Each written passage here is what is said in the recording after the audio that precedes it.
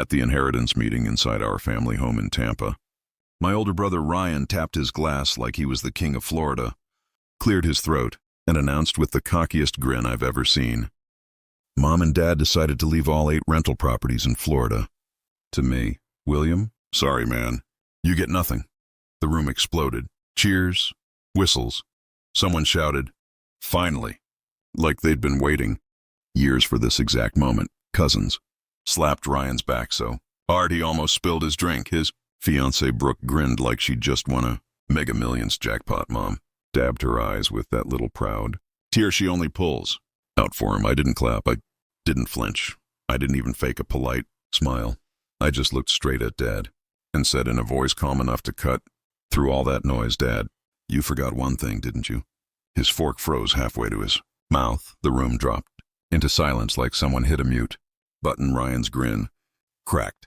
Brooke's champagne hovered mid-sip. 30 people stared at me like they suddenly remembered I existed. You could hear the AC humming in the background. You could hear someone swallow. You could feel the air shift, the way it shifts right before a storm hits. Every single person in that room knew the script they'd rehearsed for months, the celebration, the fake sympathy toward me, the congratulatory speeches for Ryan was about to burn. Before I tell you what my dad forgot, before I tell you how the rest of that afternoon flipped our entire family upside down, let me take you back so you understand exactly why that moment, that one sentence, turned their victory parade into a funeral march. Because my name is William Whitaker, and if you had met my family before this inheritance meeting, you'd swear we were the perfect Florida success story. Big house in South Tampa, 2 boats in the driveway, matching outfits in every December Christmas card, perfect smiles, perfect image, perfect lie. Behind those walls existed a hierarchy as old as my childhood, and at the top of it, my brother Ryan. From the moment he came home from the hospital, everyone orbited around him. Teachers adored him, coaches worshipped him, family praised him like he was carved out of gold. He was the little league star, the high school quarterback, the hometown hero who stayed in Florida and helped manage Grandma Margaret's rental properties. Every family barbecue ended with someone slapping his back saying, this boy is the future of the Whitaker name. He breathed that praise like oxygen. And I was the son who lived in the shadow he cast. Birthdays? His cake first, his gifts opened loudest, his stories retold every Thanksgiving. Mine never made it past my own mouth. When I asked for math tutoring in middle school, Mom said money was tight. The next day she bought Ryan brand new cleats. When I got a full scholarship to the University of Georgia, Dad said, well, someone had to leave Florida. So I did. On my 22nd birthday, I packed everything I owned into a beat-up Civic and drove north until Tampa became nothing but a glow in my rear view mirror. Atlanta breathed life into me, the life I'd never been allowed to have. I started as a junior analyst at a commercial real estate firm downtown, learned numbers, learned contracts, learned how trust deeds and ownership transfers really work, quietly, permanently, legally, and I still came home. But only when someone who actually loved me asked. Grandma Margaret, she was the one person who didn't compare me to Ryan, who didn't tell me to be more like your brother, who didn't treat me like a spare part in my own family. She'd sit on her screened porch, overlooking the bay, silver hair pinned up with a pencil, cold sweet tea in hand. And she'd listen, really listen. One day, she looked at me, really looked, and said, William, you see things your brother never will. And one day that'll matter. Didn't realize then just how much she meant it, because that one day, it arrived at that inheritance meeting and they never saw me coming. Before I continue, tell, from which place are you watching this story right now? Please subscribe and like the video for motivation. Grandma's words echoed in my head as I stood in that suffocatingly quiet dining room, 30 pairs of eyes drilling into me after I said, Dad, you forgot one thing, didn't you? Dad's jaw tightened. First, not from confusion, but recognition, the kind of recognition that only happens when a man realizes something he thought was buried wasn't. Ryan broke the silence with a scoff. Jesus, William, don't make this weird. Just take the L, man. Dad already told you. I didn't look at him. Didn't need to. I kept my eyes locked on Dad, he swallowed, his Adam's apple bobbing once. Hard. Mom's smile faltered. She reached for Dad's hand under the table like she sensed the ground shifting. Brooke leaned toward Ryan and whispered something that sounded like, "What is he talking about? The cousins who were clapping a minute ago?" Dead silent now, not one smirk left. Dad cleared his throat. "William, this isn't the time to—" I cut him off gently. "Dad, just tell them." His face reddened, not with anger, with panic. And right then, right there, the entire room realized something. This wasn't me being dramatic. This wasn't jealousy. This wasn't a scene. This was something Dad hoped would never come out. Ryan pushed his chair back and stood, puffing up like he always did when he felt the attention slipping. Jabbed a finger at me. "Are you seriously trying to ruin this day? You left Florida, man. You ran away." I finally turned, looked him dead in the eyes. I didn't run. I grew. That hit harder than I expected. His eyebrows twitched. Like he'd been slapped, I stepped closer to the table, placed my hands on the back of an empty chair, and said, "You all spent months rehearsing this moment, but you rehearsed the wrong script." A whisper ran through the room. Someone muttered, "What's he talking about?" I reached into my jacket pocket, and the energy in the room snapped. So hard you could feel the temperature change. Ryan's fiancée. Brooke gasped like she expected me to pull out a weapon. I didn't. I pulled out a white envelope, thick, worn at the edges, sealed with an old-fashioned wax stamp, a stamp only one person in that house used. Grandma Margaret. Mom's hand flew to her chest. Dad closed his eyes. Ryan stared at the envelope like it was radioactive. Where did you get that?" Dad asked. I tapped it lightly. She gave it to me. On her porch. 2 years before she passed. My voice stayed calm, too calm, the kind of calm that exposes every lie in the room. Ryan barked a short, nervous laugh. "So what, a letter? Dude, this doesn't change anything. Dad and Mom already handled the will." I spoke over him. "Grandma didn't leave behind a will." Dad winced. Mom dropped her napkin. Brooke covered her mouth. 30 people held their breath. "That's impossible," Ryan snapped. Dad said what he wanted you to believe," I replied. Then I placed the envelope flat on the table. Everyone leaned forward, even Dad, especially Dad. I looked around the room, slowly, letting the silence grow so thick you could almost taste it. Then I said, "Grandma didn't leave a will. She left a trust." Gasps. A few curses whispered under breath. Aunt Melissa whispered, "Oh my God. Oh my God." Ryan shook his head violently. No, that's not." Dad said everything was already—" I cut him off. Sharper this time. "You managed her properties.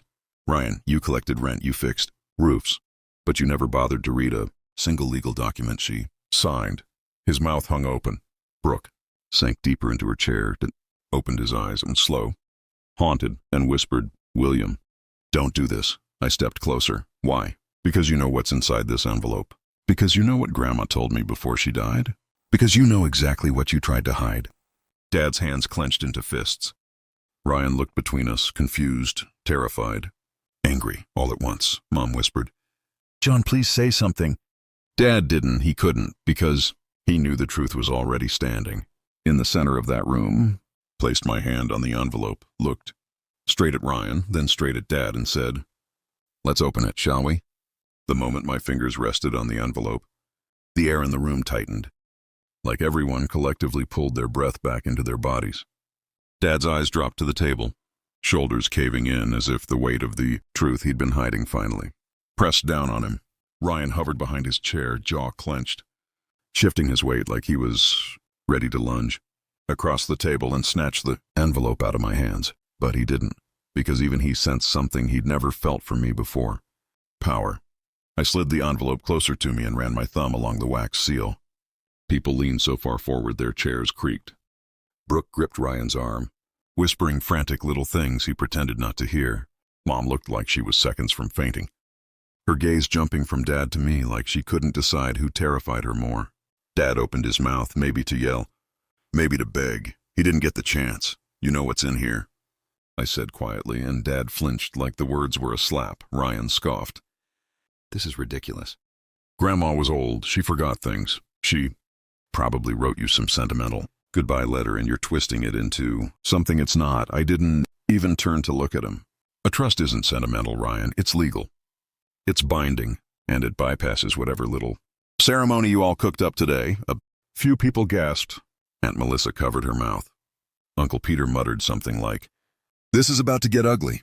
I finally broke the seal. The crack of the wax echoed louder than it should have, and Ryan instinctively stepped back like the sound hit him. I unfolded the first page, thick cream paper, Grandma's unmistakable handwriting in dark ink, and for a long moment, I didn't read anything aloud. I just stared, not at the words, but at the confirmation that I hadn't imagined any of it. She really had done exactly what she told me she would. Dad shifted. "William, son, please, let's talk about this privately." I looked up slowly, letting him see every ounce of disappointment I'd carried for years. "No, Dad, we're not doing anything privately." "You made this public." Ryan announced it publicly. "And now we're finishing it publicly." Ryan slammed his palm on the table. "Read it," he barked, his voice cracking, with the kind of fear that doesn't come from anger, but from knowing you're losing something you believed already belonged to you. "Read it, William. Go on. Let everyone hear your little fantasy." So I did. I tilted the page toward the room and read the opening line in Grandma Margaret's elegant script to my grandson William, the only member of this family who listened when no one else would. A ripple shot through the room. Ryan blinked hard. Brooks' mouth fell open. Mom's hand flew to her lips, but I kept going. "I leave full authority and primary beneficiary rights to the Whitaker Family Trust, including all properties currently or formerly managed by Ryan." Whitaker, dead silence. Knife drop silence. Ryan's face went pale, then red, then pale again. No, what trust?" "Dad said the will. Dad said you said." He spun toward Dad, voice cracking like glass. "Dad, tell him. Tell him it's not valid."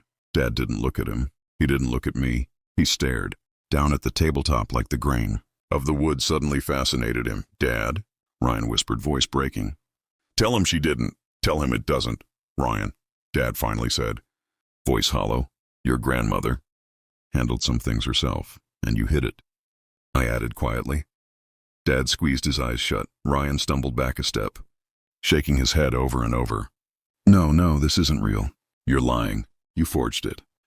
"Ryan," I said, holding up the second page. "Grandma's attorney signed this." "Not Dad, not me." "Her attorney." I turned the page for everyone to see. The embossed legal stamp gas spread through the room like wildfire. One cousin whispered, "Holy shit." Another murmured, "Ryan's done." Ryan lunged forward suddenly, as if he could somehow grab the trust away from me. But Uncle Peter grabbed him by the arm, holding him back with a force that left Ryan jerking helplessly. "Sit down," Uncle Peter hissed, "before you embarrass yourself further." Ryan's chest heaved, fury shaking his entire body. "She never trusted you. She never even liked you. Why would she give you anything?" I met his eyes, calm, steady, unmoved, because I didn't treat her like a trophy. I treated her like family. He blinked. Hard tears hit the corners of his eyes, anger tears, frustration tears, humiliation tears, and still, I wasn't finished. I set the trust down, placed my hand over the final page, and said, "Before Grandma died, she told me exactly why she did this." The room leaned closer. Ryan's breathing stopped. Dad's shoulders went rigid. Mom whispered, "Oh, God." I straightened the papers and took a slow, steady breath. Then I said, "She knew what you all would try to do to me." The silence after my last sentence wasn't ordinary silence. It was the kind that thickens the air, the kind that makes people afraid to move. Ryan's mouth hung open. Dad's grip tightened on his fork until his knuckles turned white. Mom looked like she was bracing for an earthquake. I kept my hand pressed on the documents, steady, controlled, refusing to let the panic in the room infect me. "Grandma knew," I repeated softly, letting the words sink deeper. "Exactly what you would try to do to me the moment she was gone." Dad finally lifted his head. His eyes weren't angry. They were defeated, cornered. The truth had come for him, and he had nowhere left to bury it. "William," he murmured, "you're twisting this." I shook my head. "No, that stopped today." Ryan slammed both hands onto the table, leaning over it like he was about to flip the entire thing. "Why would she trust you?" he demanded, voice cracking so sharply it sounded painful. You left! You bailed on the family. You moved to Atlanta and forgot we even exist. I looked at him evenly. I didn't forget. I just didn't worship you like everyone else. Few people sucked in a breath. Brooke stared at me like she'd just watched someone attack the Pope. Ryan jabbed a shaky finger at me. You think you're better than me? You think just because you got a job and left that, you're suddenly the golden child? I stayed, I worked. I built this family's business. I raised the trust pages between us. And that, I said quietly, is exactly why Grandma didn't leave it with you. He froze. His chest moved in short, uneven breaths. His eyes darted from the papers to my face, then to Dad. Desperate for backup that wasn't coming, I continued, my voice low but sharp enough to cut through the tension. Grandma saw what staying here turned you into, the entitlement, the arrogance, the way you treated the properties like they were your birthright instead of hers, the way you talked down to tenants, ignored repairs, pocketed extra cash whenever you felt like it. She knew everything. No, she didn't, Ryan snapped. But it wasn't confidence, it was a plea. She did, I said. Because I told her. Ryan stumbled back like I'd thrown something at him. You told her? Told her what? You weren't even here. But she called me, I replied. Every month. Sometimes twice. She asked how the properties looked from a business perspective, not just a family one. She sent me documents, photos, ledgers, tax, statements. Dad's face dropped. Mom gasped. She bypassed us? She didn't trust you, I said calmly. She trusted me. The son no one in this room paid attention to. Ryan stepped forward again. But this time his voice broke completely. She would have told me. I was the one here. I was the one handling everything. Why wouldn't she tell me? I looked at him, really looked. And for the first time, he didn't seem powerful or smug or untouchable. He looked small, lost, the golden boy who never expected the ground beneath him to disappear. Because you wanted control, I said softly. She wanted responsibility. Those aren't the same thing. Ryan swallowed hard. I lifted the final page of the trust, the one stamped and notarized with the date just 6 weeks before she passed, and read aloud. I appoint William Whitaker as sole trustee and primary decision-maker of all Whitaker properties, assets, and income sources, effective immediately upon my passing, regardless of any family disputes or prior assumptions. Gasps exploded around the room. Brooke's hand flew to her mouth. Uncle, Peter muttered. She really did it. Cousins whispered, holy crap. Aunt Melissa started crying, emotional, overwhelmed. Who knew why? Ryan's voice shook when he finally managed to speak. No. This isn't fair. You left. You abandoned us. You don't deserve this. I stepped closer, my voice steady as a blade. I didn't abandon the family, I said. The family abandoned me. Grandma was the only one who didn't, and now? I tapped the documents. She's still the only one who treated me like I mattered, Dad. Dropped his head into his hand. Mom whispered his name, but he didn't move. And then I said the sentence that finished breaking the room. Grandma didn't just give me control of the properties. Ryan froze. Everyone leaned forward. I set the papers down and looked at Dad. She told me something else. Dad's face drained of color. Mom whispered, oh God, don't. And I said, she told me what you did after she died. William stood there, in the dim hallway, the hum of the surveillance room still ringing in his ears as he processed the truth. His own brother had been secretly tracking him, hiring investigators, digging into every step he took, every person he met, every move he made. The weight of betrayal pressed on his chest, sharp and personal, but the anger rising inside him was sharper. He walked toward the living room with controlled steps, every muscle tense, every breath steady, because now finally he wasn't blind. He wasn't confused. He wasn't guessing. He knew what was happening, and he knew why. His brother had never trusted him. His brother didn't want him independent, successful, or in control of his own life. He wanted William predictable, dependent, and easy to manipulate. As William stepped through the doorway, he found his brother standing there, frozen mid-sentence, completely unaware that the game had shifted. William didn't shout. He didn't explode. He simply stared at him with a calmness that was more cutting than any rage could have been. I know everything, he said, and he watched his brother's face drain of color. The silence that followed wasn't empty. It was loaded, tense, electric, because for the first time, William wasn't the one being watched. He was the one who finally saw clearly. William didn't break eye contact as the words settled between them, heavy and undeniable. His brother's lips parted slightly, like he was reaching for an excuse. But William raised a hand, calm, steady, controlled, silencing him without a single shout. He walked past him, slow and deliberate, forcing his brother to turn and watch him take the seat at the head of the room, a place William had never claimed before. "You hired investigators on your own blood," William said, voice low, every syllable slicing through the air. "You followed me. You surveilled me. You treated me like a threat." His brother swallowed hard, his excuses trembling behind his teeth, but William wasn't done. He stood again, taking a step closer, his presence suddenly larger than it had ever been. "You wanted control," he continued. "But you forgot something." Another step. His brother backed up instinctively. "I don't break that easily." The room was silent except for the faint ticking of the clock behind them, as if time itself was waiting to see what William would do. And then, without anger, without hesitation, William delivered the truth that changed everything. "From today onward, I'm done living under you, and I'm done letting you pull strings behind my back." His brother froze, realizing he wasn't losing a fight. He was losing the one person he thought he could always control. William turned away, walking toward the door, leaving behind not just the confrontation, but the entire dynamic that had held him down for years. Behind him, his brother finally spoke, voice cracking. "William!" Wait. But William didn't, not this time. He opened the door and stepped out, breathing a kind of freedom he hadn't felt in his entire life. William didn't stop walking until he reached the end of the driveway. The warm Florida air hit his face. The sky stretched, wide and open above him. Nothing like the suffocating walls he just walked out of. For the first time in years, there was no weight on his chest. No footsteps behind him. No shadow beside him. But then the door burst open. His brother stumbled out, breathless, almost panicked. Nothing like the confident, controlling figure he used to be. "William!" he called out, voice raw. "You can't just leave it like this." "We're brothers." William turned slowly, not out of obligation, but because he chose to. "Brothers don't hire private investigators to dig through each other's lives," he said, calm but unshakable. "Brothers don't trap each other.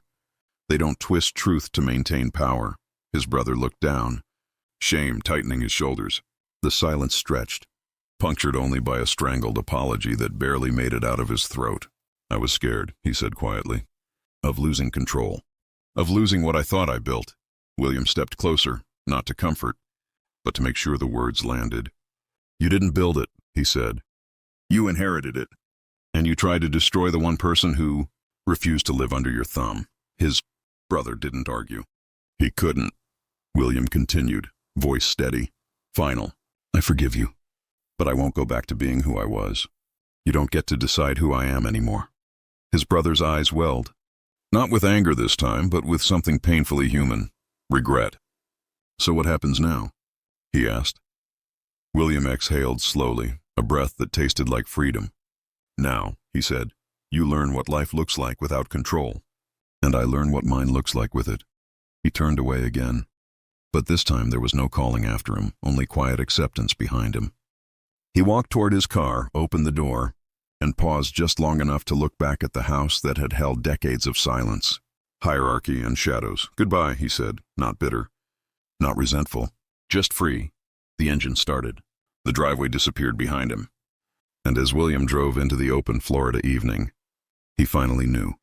The investigation, the confrontation, the betrayal, they weren't endings. They were the beginning of his life on his own terms.